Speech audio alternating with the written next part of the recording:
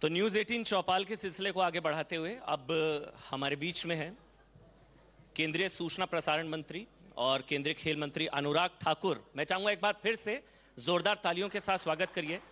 अनुराग ठाकुर जी हमारे साथ हैं। सर बहुत बहुत स्वागत आपका। पहला सवाल सर संसद को लेकर ही है। अभी मैं आपके इंटरव्यू से पहले एक ट्वीट पढ़ रहा था सर, राहुल गांधी का एक और ट्वीट आ गया। वो कह रहे हैं वो माफ़ी नहीं मांगेंगे सर।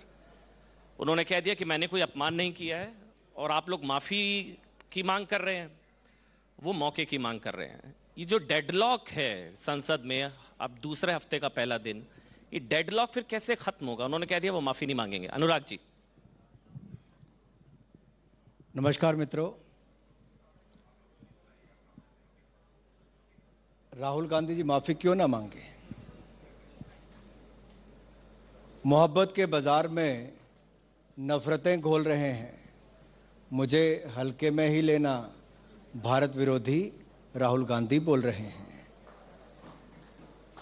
देश और दुनिया के किसी हिस्से में जाकर भारत के विरोध में बोलने से पीछे नहीं हटे।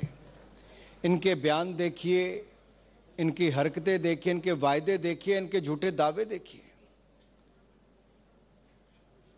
सब में हल्कापन नजर आता है। और सभी कांग्रेसी मिलके तो ऐसा लगता है उनके लिए संसद से बड़ा, देश से बड़ा एक परिवार है। Family first, party next, self last. कैसे होगा? राहुल गांधी जी ने क्या नहीं कहा भारत के बारे में? क्या कोई भारतीय इसको स्वीकार करेगा? झूठ बोलने की factory of lies Rahul Gandhi लगातार झूठा प्रचार कर रहे हैं। और माफी मांगने में कहा उन्होंने कौन सी पहली बार माफी मांगनी है? पहले कोर्ट में माफी मांगी, फिर संसद में माफी मांगी, एक बार फिर माफी मांगे। वो झूठ तो बोलने से बाज नहीं आएंगे। वो कह रहे हैं सावरकर समझा क्या? देखिए, शहीदों का अपमान करना, स्वतंत्रता सेनानियों का अपमान करना इनकी पुरानी आदत है। ये एक परिवार से आगे कभी बढ़े नहीं। इनके राज्य में भारत रत्न तो मिल गया, नेहरू जी को भी, इंदिरा जी को भी, लेकिन सरदार पटेल जी को, अंबेडकर जी को नहीं मिल पाया। मैं फिर कहता हूं केवल परिवार तक सीमित है और दूसरों को अपमान करने में कहीं पीछे नहीं जाते।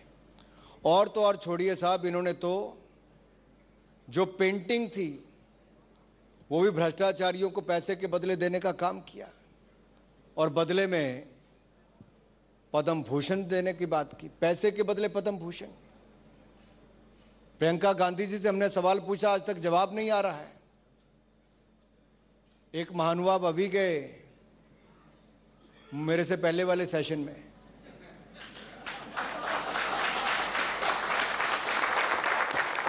मैं थोड़ा बारिश के कारण लेट हो गया। मैं पहले आ तो मैं पूछ लेता। भाई, जो भ्रष्टाचार के चलते जेल में है सत्येंद्र जैन जी, उनको 9 महीने पहले सर्टिफिकेट दिया था, बहुत ईमानदार है, भारत रत्न दे दो।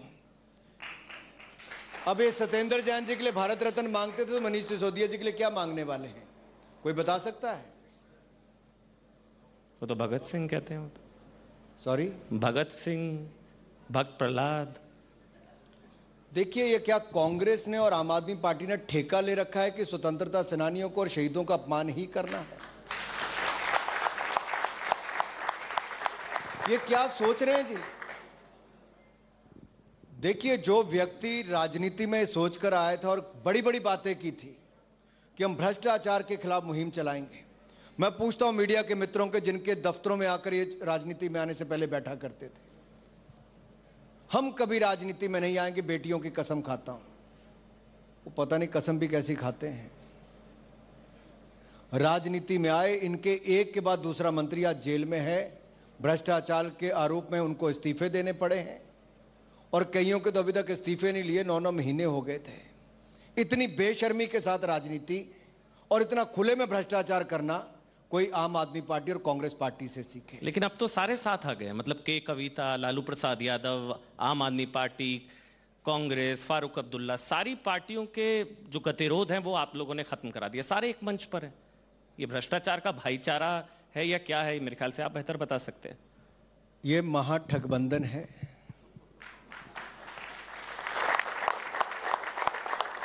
किसी की एक दूसरे से ना नीति मिलती है, लेकिन नीयत एक जैसी है, भ्रष्टाचार करने वाली। लालू जी जहां चारे से पेट नहीं भरा, कन्या नारा दे दिया, तुम मुझे प्लॉट दो मैं तुम्हें जॉब दूंगा। अरे भाई, गरीब व्यक्ति जिसके पास कैश नहीं था ना, कहा भाई कैश छोड़ो, जमीन का पट्टा मेरे नाम पे कर दो, मैं तुम्हें नौकरी दे दूंगा। कितने लोगों को, अरे जो अपनी फटी बनियान डाल के भैंस खड़ी करके अपनी फोटो और इंटरव्यू देते थे, उन लोगों के घरों की भैंसें क्या उनकी जमीनें तक बिकवा दी और अपने नाम करवा ली, जॉब के बदले प्लॉट के चक्कर में। कविता जी सांसद भी रह ली, 9 साल तेलंगाना में सरकार के लूट की खुली छूट, कर्जे में ले आए जो सरप्लस वाला राज्य था, भ्रष्टाचार के नए आयाम वहां पर स्थापित हो गए। जब वहां से पेट नहीं भरा तो दिल्ली में आकर शराब घोटाले का हिस्सेदार बन गई। अरे आपको इतने वर्षों में महिला सशक्तिकरण की बात नहीं आई? केसीआर जी की सरकार में एक महिला मंत्री नहीं है। सांसद बनाने के लिए भी अपनी बेटी ही नजर आई थी। अगर घोटाला नहीं किया तो जांच से क्यों भाग रही हैं? क्या कारण है? 9 साल में जिसको महिला सशक्तिकरण की याद नहीं आई, तो आज दिल्ली में लगता था कहीं गिरफ्तार ना हो जाऊं तो महिला सशक्तिकरण के पोस्टर लगवा दी। आज इनमें होड़ लगी कि एक से ज्यादा भ्रष्टाचारी कौन है। राहुल गांधी जी, सोनिया गांधी जी बेल पर हैं भ्रष्टाचार के केस में नेशनल हेराल्ड के। प्रियंका गांधी जी पेंटिंग बेचती हैं 2 करोड़ रुपए में, किसको? यस बैंक के मालिक को, राणा कपूर को। जेल में है, लेकिन जिसने भ्रष्टाचार के लिए मजबूर किया वो खुले में घूम रहे हैं। क्या इस परिवार से कोई सवाल नहीं पूछेगा? क्या ये जवाब नहीं देंगे देश को? यही सवाल राहुल गांधी पलटकर आपसे पूछ रहे हैं। वो कह रहे हैं कि प्रधानमंत्री बीजेपी और आरएसएस पर हमला, देश पर हमला नहीं है। अगर मैं आपसे एक सीधा सवाल पूछता हूं, सब लोग आप यहां पे बैठे, मैं आपसे पहले पूछ लेता हूं, क्या लद्दाख और अरुणाचल प्रदेश भारत का हिस्सा है कि नहीं है? तो राहुल गांधी जी विदेशी धरती पे जाकर कहते हैं कि भारतीय सेना एक ऑक्यूपेशनल फोर्स के रूप में लद्दाख और अरुणाचल प्रदेश में बैठी है। तो मेरा सवाल श्रीमान राहुल गांधी जी से है, क्या वो लद्दाख और अरुणाचल प्रदेश को भारत का हिस्सा नहीं मानते?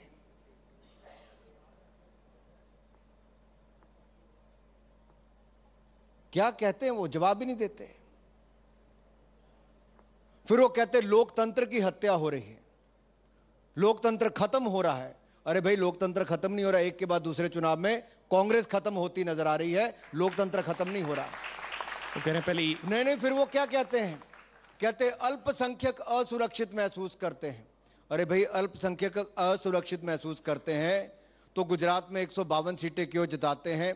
त्रिपुरा में, मेघालय में, नागालैंड में, असम में, नॉर्थ ईस्ट के पूरे राज्यों में भारतीय जनता पार्टी एनडीए की सरकारें कैसे बन जाती है?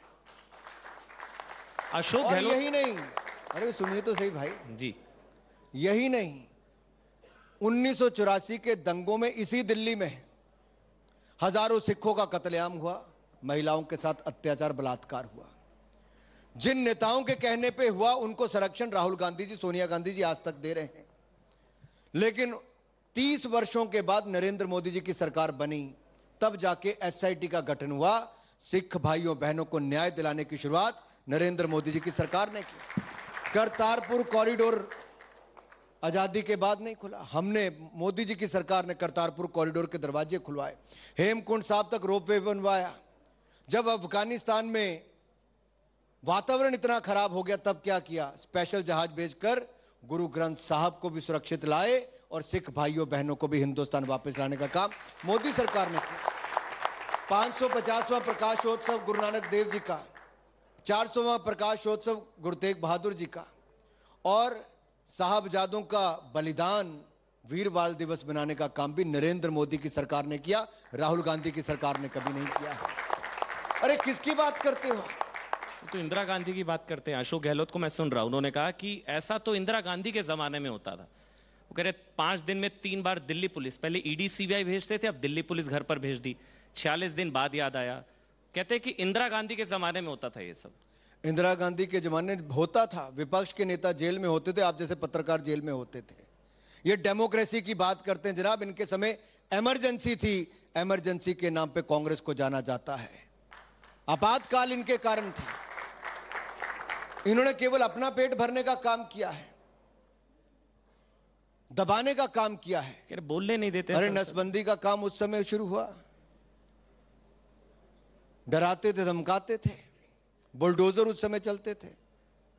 कहते बोलने नहीं देते आप लोग संसद में। हो सकता है वो माफी मांगना चाह रहे हो। मैं खुले में चुनौती देता हूं श्रीमान राहुल गांधी जी को, किसी मंच पर आ जाएं, किसी मंच पर आ जाएं राहुल गांधी जी में हिम्मत है तो मैं उनके सामने खड़ा होकर एक एक उनके सामने रखूंगा कि कैसे एक एक विषय पर उनको बोलने का अवसर दिया। लेकिन अगर वो संसद आएंगे तब तो बोलेंगे। जब आते हैं विषय होता है राष्ट्रपति के अभिभाषण पे धन्यवाद प्रकट करने का, वहां पे विषय पे कुछ और बोलना शुरू कर देते हैं। बजट पे चर्चा होती है तो किसी और विषय पे बोलना शुरू कर देते हैं।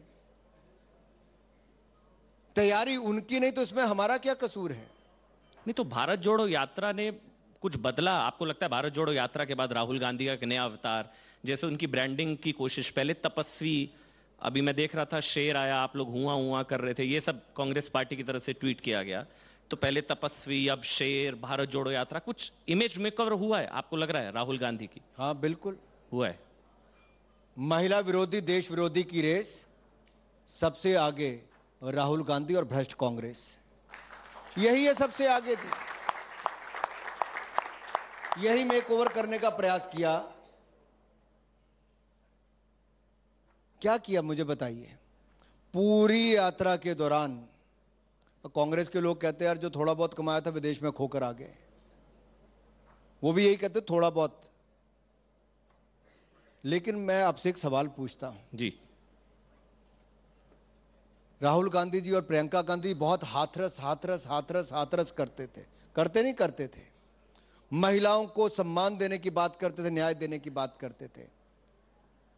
अब जिन महिलाओं के साथ अत्याचार की बात स्वयं राहुल गांधी जी ने मानी और कहा मुझे यात्रा के दौरान मिली थी, तब हाथरस की बजाय हाथ पैर फूलने शुरू हो गए जब दिल्ली पुलिस गई तो।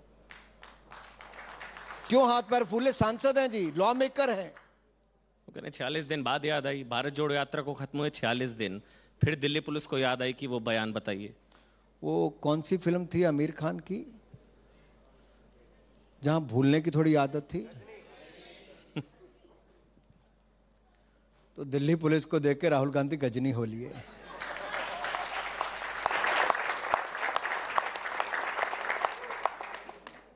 अरे भाई, आप किसी महिला को न्याय दिलाने के लिए आपके हाथ पैर काम गए?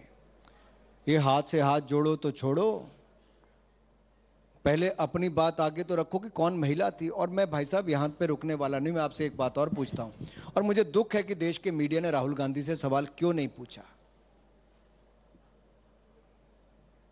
कि महिला के साथ क्या हुआ, कौन महिला थी, ना आप उसकी जानकारी देते हो।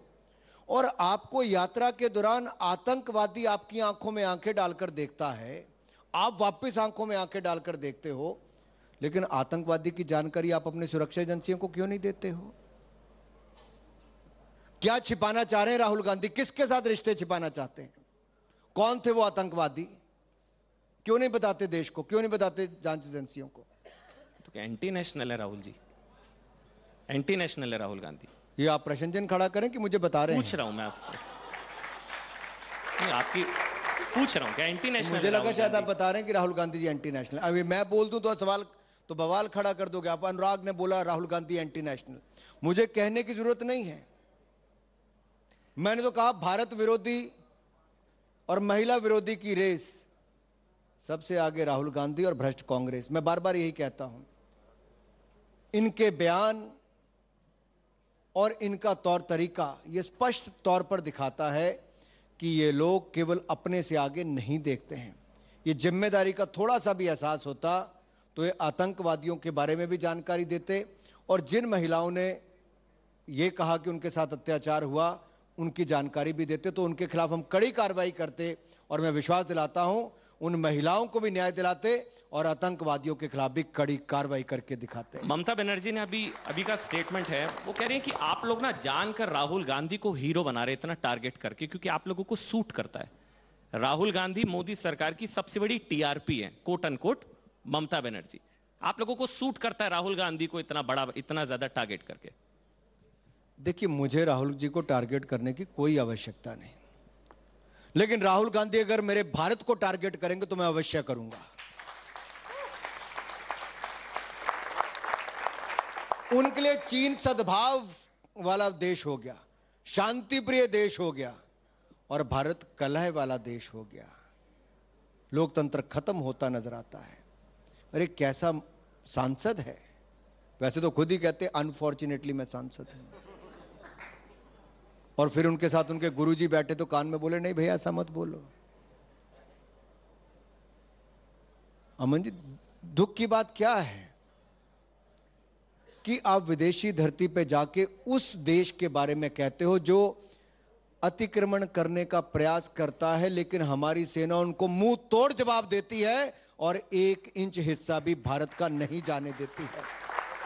लेकिन दुख की बात मित्रों, सबसे बड़ी दुख की बात क्या नजर आती है? जब मेरे वो सैनिक भाई मुंह तोड़ जवाब दे रहे थे, राहुल गांधी चीन के डिप्लोमैट्स के साथ मिठाई खा रहे थे और मेरे सैनिकों की बात पिटाई के लिए कर रहे थे कि पिटाई हुई है। चीन के डिप्लोमैट के हाथों मिठाई खाना और अपने सैनिकों की पिटाई की बात करना, जबकि सच्चाई इससे परे है।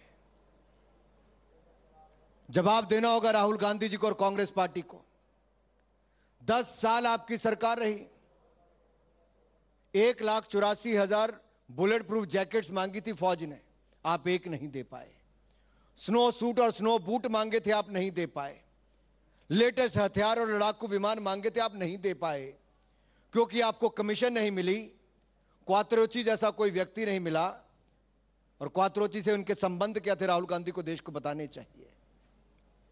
लेकिन मोदी जी की सरकार 2014 में सीना ठोक कर कहता हूं, स्नो सूट के स्नो बूट भी मिले और 2 लाख बुलेट प्रूफ जैकेट भी मिली, जो मेक इन इंडिया है, डिफेंस सेक्टर में यहां बनाई है।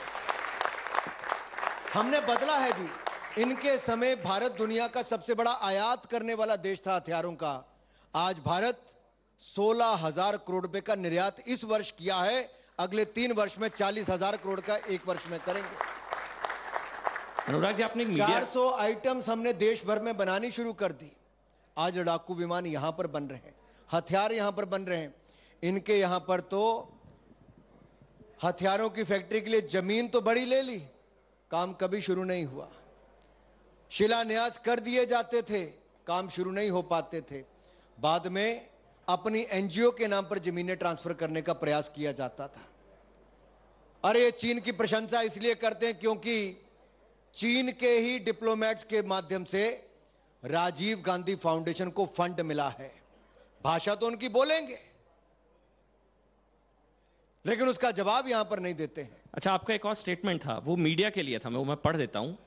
आपने बोला कि मीडिया को देश की अखंडता को खतरे में डालने वाले लोगों और उनके बयानों को जगह देने से बचना चाहिए। कैसे लोगों और कैसे बयानों का जिक्र आप कर रहे थे? भारत विरोधी जो भी बयान हो, जो झूठ हो, भ्रम फैलाने वाला हो, समाज को तोड़ने वाला हो, सत्य से परे हो, उसकी जानकारी पहले लेनी चाहिए। नहीं, जो लोग एजेंडा लेकर भारत के खिलाफ चले हैं, उस एजेंडे में भारत का मीडिया शामिल नहीं हो सकता। अच्छा, एक तस्वीर बस मैं आपको दिखाना चाहूंगा। एक वो तस्वीर अगर हम दिखा दे पीसीआर, उस तस्वीर पर मैं एक कमेंट लूंगा, क्योंकि एक मोर्चा जो है वो कोलकाता में भी तैयार हो रहा है। अखिलेश यादव कोलकाता पहुंच चुके हैं, ममता बनर्जी के साथ। साइकिल से ही गए थे कि पैदल? वो तो बंगाल में है, और वो स्टूल पर बैठे हैं वहां पर अखिलेश यादव। मतलब आपको कुर्सी के हटाने के लिए अखिलेश जी स्टूल पर भी बैठने को तैयार है। वो खतरा है कोई, अखिलेश और ममता? देखिए, सब लोग इकट्ठे हो लिए, बुआ भतीजा भी हो लिए। अब दीदी की तरफ चले गए बुआ छोड़ के।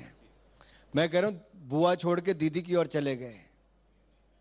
ये कितनी भी जगह घूम लें, जिनके सिर के ऊपर भ्रष्टाचार का ठप्पा लगा, जिनके ऊपर मोहर लगी है, वो जितने मर्जी ठगबंधन बना लें, जनता नहीं ठगी जाएगी। क्योंकि 9 वर्षों से लगातार ईमानदार सरकार चलाने वाले मोदी जी ने दुनिया की सबसे तेजी से बढ़ने वाली अर्थव्यवस्था भारत को बना दिया है। 80 करोड़ भारतीयों को 28 महीने में मुफ्त में राशन देने का काम किया है। 220 करोड़ वैक्सीन मुफ्त में लगाने का काम किया है। 45 करोड़ बैंक खाते खोलने का काम किया है। 20 करोड़ महिलाओं के खाते में 31,000 करोड़ डालने का काम किया है। हर घर को नल से जल देने के काम में 9 करोड़ घरों को नल से जल देने का काम मात्र 3 वर्षों में कर लिया। 9.5 करोड़ महिलाओं को रसोई गैस का सिलेंडर दे दिया। और यही नहीं, 3.5 करोड़ पक्के मकान बनाकर दे दिए, जो 60 साल में कांग्रेस नहीं कर पाई, 8 साल में मोदी सरकार ने करके दिखा दिया है। बहुत बहुत धन्यवाद केंद्रीय सूचना प्रसारण मंत्री अनुराग ठाकुर सर, आपने समय निकाला। बहुत बहुत धन्यवाद चौपाल के। आपका आभार।